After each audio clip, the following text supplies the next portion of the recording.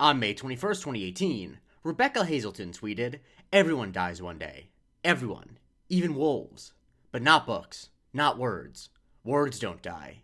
My son, 3, who is a lot smarter than I am." This is the Museum of Twitter, the show where we talk about the most important tweets in the history of Twitter.com. This tweet is, of course, the brother tweet or sister tweet to the Ruth Conda Forever tweet, which I covered in episode 4. And because of that, I wanted to wait a while before covering this one, because I have a lot of the same things to say. The difference is, though, that as I say in episode 4 of the show, where I covered Ruth Conda Forever, I actually think that person's daughter said Ruth Conda Forever, whereas I'm absolutely positive that Rebecca Hazelton's son did not say any of this. And if this is your first time tuning into the show, I'm not someone who's super skeptical of things on the internet all the time. That's not to say that I don't think people lie on the internet, but my general response is to assume that someone's telling the truth unless there's evidence otherwise. That's both because I think it makes the internet more interesting, and because I think people can go overboard being like, that didn't happen about anything even slightly unusual. But the reason why I'm skeptical here is not because of the thought, not because that the kid had the thought that everything dies and words last forever. I mean, I suppose that a kid could have that thought, but it is just simply not worded the way that 3-year-olds speak. It is worded like it is written by someone with a PhD in English and poetry, like, oh, I don't know, Rebecca Hazelton. Like, I'm sorry, if you are a professional poet, if you have a PhD in poetry, and you post something that's basically a poem, and say that your 3-year-old son came up with it, I just have a hard time believing that that's actually true. Like, if she had posted, "My son said to me, 'Everyone dies one day, mommy. Even wolves die, but books are forever,' I'd be like, okay, that's a bit on the nose, but maybe she's always talking about the power of words, and you know what? I suppose it's not the craziest thing in the world for a kid to say that. But the way it's written, everyone dies one day. Everyone. Even wolves. But not books. Not words. Words don't die.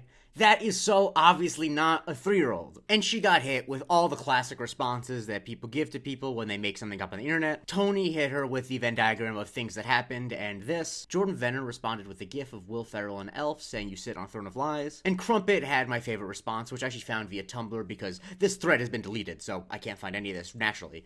"Are you sure this really happened? My 3-year-old son said to me, 'Poo broccoli' yesterday." Because that is, of course, how actual 3-year-olds talk. Just like Ruth Conda Forever, this is often used as a way of mocking people when they make up something that a kid said. Like when Gracie tweeted, "I told my nephew a watermelon was gonna grow in his stomach because he ate some of the seeds, and I kid you not, he looked at me straight in the eyes and said, 'Nope, because there's no sunlight. You're wrong and college has failed you.' He's 7. David quoted that and said, 'Everyone dies one day. Everyone. Even wolves. But not books. Not words. Words don't die.' Gracie's nephew, 7, who is a lot smarter than I am." When Kim Kardashian posted a painting that was apparently done by her daughter North, Luis Bastardo said, "Northwest painted this, then told Kim K, 'Everyone dies one day. Everyone. Even wolves. But not books. Not words. Words don't die.' North is truly woke." And when this was posted on r/woke kids to mock Rebecca, the Honey Sacrifice responded, "I showed this to my 3-year-old and he said, 'The books are to remind us of what asses and fools we are. They're Caesar's Praetorian Guard, whispering as the parade roars down the avenue. Remember, Caesar, thou art mortal.' I grounded him for being a weirdo, lol." Because as this Tumblr comment pointed out,